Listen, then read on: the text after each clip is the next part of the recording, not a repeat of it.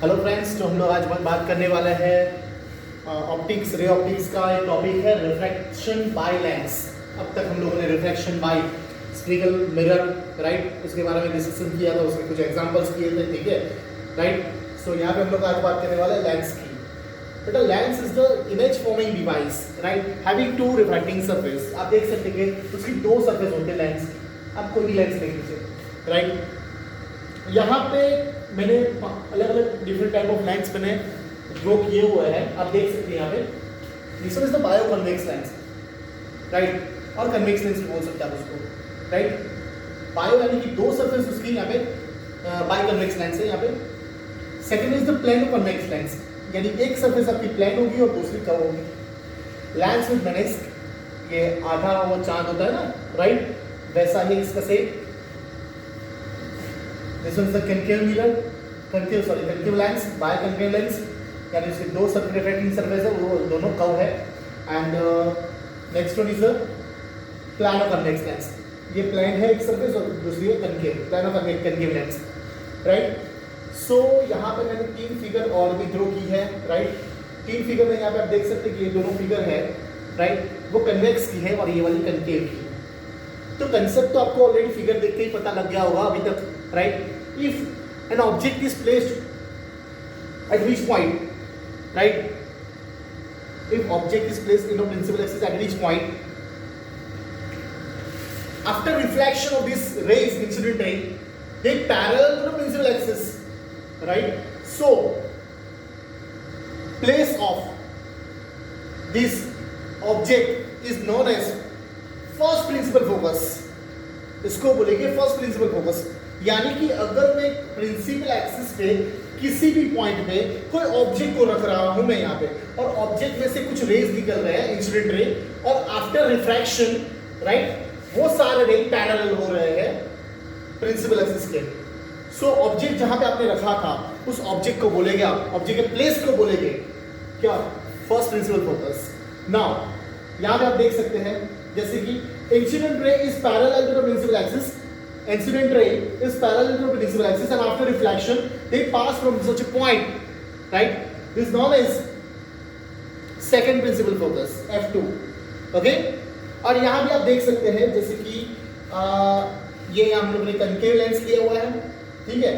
यहाँ पे imaginary incident ray जो आ रहा है यहाँ पे, ठीक है, is a parallel to principal axis, and after reflection वो पास हो रहे हैं यहाँ से, ऐसे बाहर जा रहा है। तो अगर मैं उसको फिर से पीछे की ओर एक्सटेंड कर दूं इस लाइंस को, राइट, तो मुझे वो जिस पॉइंट पे इंटरसेक्ट कर रही है वो पॉइंट होगा फोकस पॉइंट, ठीक है।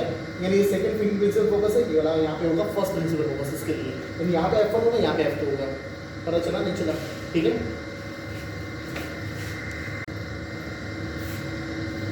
चलो फ्रेंड्स, हम लोग आज थ्योरी पढ़ने वाले हैं थिन लेंस, राइट। थिन का मतलब है पतला सा, ठीक है, बहुत पतला सा लेंस होगा। थिन लेंस का मतलब क्या होता है, उस what is the definition of thin lens, right. देखिए यहाँ पे डेफिनेशन उसकी ऐसी होगी, if the two reflecting surface, distance between two reflecting surface is very small as compared to object distance, image distance and radius of curvature, so such type of lens is known as the thin lens. फिर से बोल रहा हूँ, ध्यान से सुनिए, right. The distance between two reflecting surface of lens is very small as compared to object distance, image distance and radius of curvature. So such type of lens is known as the thin lens, right? यहाँ मैंने आपको thin lens मैंने दो figure दिखाई गई, यहाँ पे उसको जूम करके दिखाया गया है, ठीक है। ये फिगर में आप देख सकते हैं यहाँ पे कि मैंने ऑब्जेक्ट को रखा था O पे और उसकी फाइनल इमेज मिल रही है I पे। तो क्या प्रोसेस हो रही है, क्या हो रहा है अंदर, ठीक है। दो बार रिफ्रैक्ट हो रहा है यहाँ पे, ठीक है। तो दो बार रिफ्रैक्ट कैसे हो रहा है उसके बारे में डिटेल यहाँ पे एक्सप्लेनेशन हम लोगों ने दी है। देखिए यहाँ पे लेंस का आउटर जो मीडियम है वो है N1 और इनर मीडियम है यहाँ पे N2। आप देख सकते हैं ये फिर से यहाँ पे N1 मिल गया, ठीक है। यानी कि आपका ऑब्जेक्ट और इमेज जो फाइनल इमेज मिल रही है वो आपको N1 मीडियम पे मिल रही है, ठीक है। चलिए, initially object is placed at O point, right, और लेंस के ये मिड पॉइंट से U डिस्टेंस पे रखा हुआ है यहाँ पे मैंने, right? Object is placed at a distance u from the center of this lens, okay? Now ध्यान से देखना, one refracting incident ray is incident on point Q of refracting surface of lens 1, refracting surface 1 of lens having a radius of curvature is R1 of refracting surface of first lens. Okay. Now incident ray यहाँ पे travel कर रहा है और incident कर रहा है यहाँ पे Q पॉइंट पे. आफ्टर रिफ्लेक्शन राइट, यहां से वो थोड़ा टेढ़ा हो जाएगा, आप देख सकते हैं, क्योंकि यहां पे रे ट्रैवल कर रहा है rare medium to denser medium. If the ray is travel from the rare medium to denser medium right, the angle of incident is higher than angle of refraction, या फिर आप ऐसे बोलेंगे angle of refraction is smaller than angle of incident. Okay, so incident ray होगा आपका OQ and refracted रे होगा आपका QQ डैश. अगर QQ डैश को मैं फिर से प्रिंसिपल एक्सिस पे ले आऊं तो वहां पे आपको O डैश पॉइंट पे आपको मिलेगा image right. It's a virtual image of object O. Getting और नोट, यानी O की फर्स्ट रिफ्लेक्टिंग सरफेस, सिर्फ इसकी बात कर रहा हूं मैं अभी, फर्स्ट रिफ्लेक्टिंग सरफेस है राइट, उसकी इमेज मिलेगी आपको O डैश पे at a distance of V1, यानी ऑब्जेक्ट डिस्टेंस हुआ U एंड इमेज डिस्टेंस हुआ V1. ऑब्जेक्ट है O एंड इमेज है O डैश 4 रिफ्रैक्टिंग सरफेस 1. सिर्फ इसकी बात कर रहा हूं मैं अभी, ठीक है.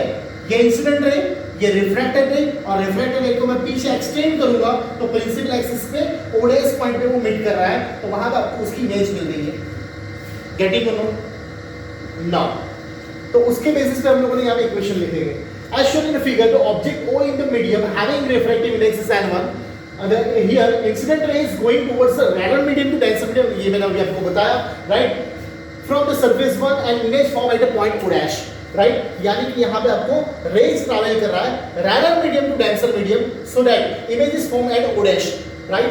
तो refraction of the surface हम लोगों ने spherical curve mirror वाली थियरी पढ़ी थी, right? सरफेस पे से रिफ्रैक्शन कैसे होगा वो हम लोगों ने देखा था यहाँ पे, और इक्वेशन हम लोगों ने ये वाला प्रूव किया था. If the ray is travelling from the rare medium to denser medium, the equation is ये वाला होगा -N1/U + N2/V1. यहाँ पे V1 है आपका इमेज डिस्टेंस, इसलिए V1 आएगा. N2 - N1/R1, क्योंकि यहाँ पे हम लोग सिर्फ ये फर्स्ट वाली रिफ्लेक्टिंग सरफेस की बात कर रहे हैं, ठीक है ना. अभी देखिए सेकंड वाली रिफ्लेक्टिंग सरफेस. तो सेकंड वाली रिफ्लेक्टिंग सरफेस के लिए जो आपका QQ डैश जो पहले इस सरफेस के लिए क्या था, रिफ्लेक्टेड रे, तो अभी सेकंड वाली सरफेस के लिए वो हो जाएगा इंसिडेंट रे. ओके, और फर्स्ट के लिए जो ऑब्जेक्ट था और इमेज था क्या O डैश, अभी फर्स्ट सरफेस के लिए जो इमेज थी वो सेकंड के लिए ऑब्जेक्ट बन जाएगी.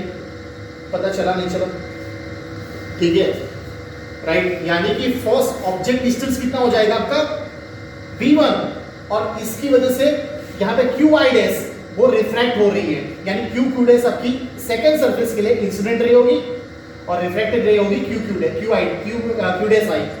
सो ऑब्जेक्ट डिस्टेंस क्या हुआ आपका भाई V1, क्योंकि उसको एक्सटेंड करूंगा पीछे मिल रहा है प्रिंसिपल एक्सिस पे O डैश पे, ठीक है. तो फर्स्ट सरफेस के लिए जो इमेज थी सेकंड सरफेस के लिए वो ऑब्जेक्ट बन जाएगा, ठीक है. सो ऑब्जेक्ट डिस्टेंस होगा आपका अभी V1 एंड इमेज डिस्टेंस होगी V. गेटिंग और not, right. So this image O dash behave as a virtual object for the surface 2. तो आप देख सकते हैं कि ये वाली जो इमेज थी राइट, वो सेकंड सरफेस के लिए वर्चुअल ऑब्जेक्ट हो जाएगा, ठीक है. Now for the surface 2, ray QQ dash travel from the denser medium to rare medium and after reflection image is formed I. आपको आफ्टर रिफ्लेक्शन इमेज मिल रही है यहाँ पे. जैसे कि यहाँ पे मैंने एक और चीज बात नहीं की वैसे कि एक रे और ट्रैवल कर रहा है यहाँ से सीधा निकल जाएगा, और दोनों रे यहाँ पे I पॉइंट पे मीट कर रहे हैं प्रिंसिपल एक्सिस पे, तो वहां पर फाइनल इमेज मिलेगी. Now reflection at a surface 2, तो रिफ्लेक्शन ऑफ द सरफेस 2 की बात कर रहा हूं मैं अभी, और यहाँ पे आप देख सकते हैं incident ray is travelling from denser medium to rare medium. अगर denser medium to rare medium होगा तो यहाँ पे N1 की जगह N2 करना था, मैंने आपको लास्ट वीडियो में बताया था बेटा, ठीक है. देखिए, सो N2 की जगह N1, N1 की जगह N2 कर लीजिए, यानी इस इक्वेशन में आएगा -N2/U की जगह आएगा क्या, अभी आपका यहाँ पे V1 है, इमेज डिस्टेंस ऑब्जेक्ट डिस्टेंस क्या है V1, तो -N2/V1 plus N1 by image है V is equal to N1 - N2/R2, यानी रिफ्लेक्टिंग सरफेस है R2 इसलिए. नाउ इन दोनों का मैं ऐड कर रहा हूं यहाँ पे, right? If we add these two equations and then minus n1 by u plus n2 by v1 plus minus n2 by v1 plus n1 by v, तो आप देख सकते हैं यहाँ पे कैंसिल आउट हो जाएगा। और आप यहाँ पे देख सकते हैं यहाँ से मैं n2 minus n1 कॉमन निकालूंगा, n1 minus n2 तो ट्विस्ट कट गया, मैंने बाहर माइनस निकाल लिया था।